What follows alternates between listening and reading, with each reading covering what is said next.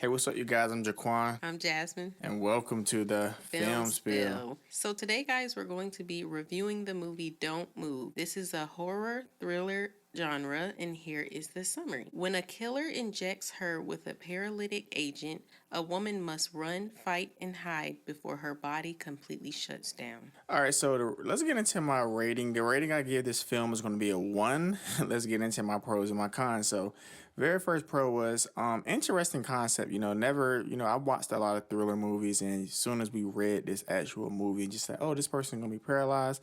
How's they gonna get away? Basically, it was like we were all intrigued. Really great concept. The second pro was when Bill was punching Richard. Bill, the old dude, was basically giving Richard them hands. He was not playing when he said, "Hey, my wife said I got some anger management problem." Like he was telling the truth. And other than that, those are my 2 pros. Now let's get into my cons. All right, so very first con, too many plot holes. I really do not like when stories have too many plot holes because it's like you can't really follow. For instance, in the beginning when Richard boxed Iris's car in, she still had room to get in her car, yet she was still standing there. It's like, you don't even know this guy. Like, hop in your car. But, of course, extra.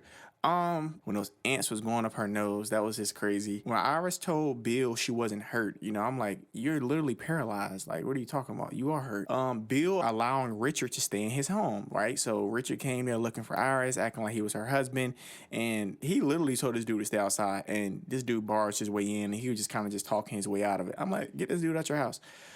Second con was Bill dying. That was sad. Iris pulling the blinds to get Richard's attention so she wouldn't burn to death. Now, of course, it does make sense. She doesn't want to burn. However, you guys know she was basically saying she wanted to kill herself in this entire film. So I'm like, you should have just went out that way then. So I didn't understand that part. The police officer was no help. This dude was just there. Yeah, and he got killed. When Richard ignored Iris's motor functions coming back, you kept hearing me say that throughout the entire film. Like, don't he see she's starting to move and do a lot of stuff? I just would think that he would just hit her with that needle again, but he didn't. Iris's paralysis was back and forth. One moment she was able to move, one moment she can't move, one moment she can talk, one moment she can't. It was just like, what are y'all doing with this story? Iris miraculously getting Richard's knife to stab him. That's one of the things we talked about. Like, how was she able to get that dude knife without him seeing?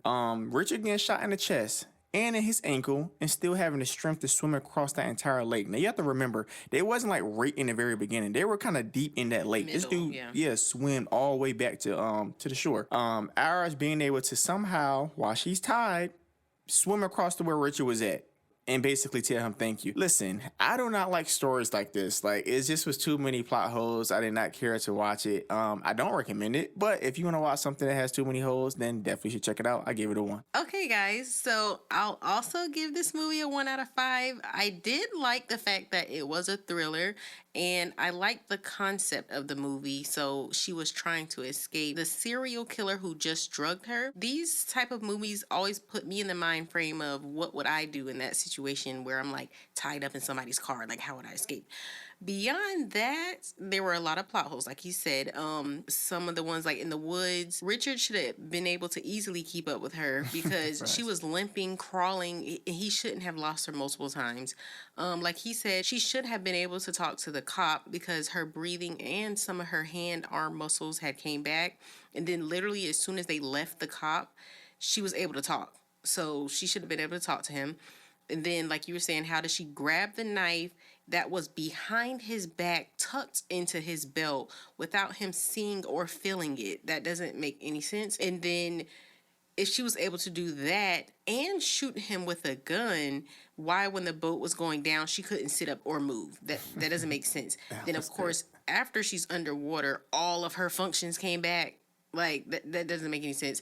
And then, like he said, she swam across the lake essentially twice because the boat went down. She swam across to the dock or whatever. And then she seen him on the shore and she swam across to go see him on the shore. And she was zip tied that whole time. Facts. Doesn't make sense. It doesn't. And then I didn't care for when she said thank you to him at the end because she was mimicking what he said to his college girlfriend.